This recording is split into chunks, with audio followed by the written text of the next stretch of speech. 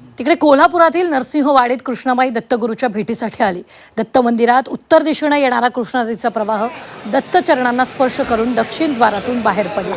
नरसिंहवाडी हा पहिला दक्षिण द्वार सोहळा उत्साहात संपन्न झाला। पहाटे 3:30 वाजता कृष्णेचं पाणी दत्त मंदिरात शिरल्यानं भाविकांनी दत्तगुरूंचा एकच जयघोष केला आणि त्यानंतर धार्मिक विधी करत कृष्णा नदीत स्नान करण्याचा लाभ भाविकांनी घेतला।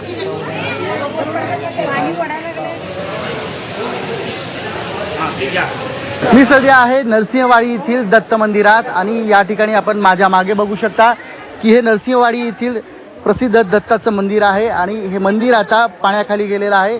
मंदिरामध्ये पाणी शिरल्यानंतर या ठिकाणी या वर्षातला पहिला दक्षिणद्वार सोहळा जो आहे तो पार पडलेला आहे मोठ्या उत्साहात आणि जल्लोषात।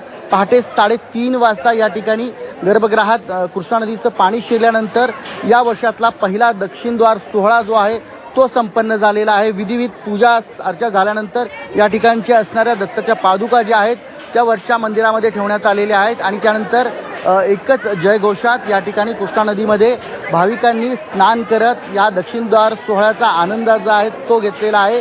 आणि पहाटेपासून या ठिकाणी आता आपण बघू शकता की भाविक जे आहेत ते दत्ताच्या दर्शनासाठी मोठ्या संख्येने दाखल होत आहेत आणि आता या ठिकाणी दत्तांचं दर्शन घेण्यासाठी भाविक मोठ्या संख्येने दाखल होत आहेत। कॅमेरा पर्सन सुजितसह सरफराज सनदी, झी 24 तास, नरसिंहवाडी, कोल्हापूर।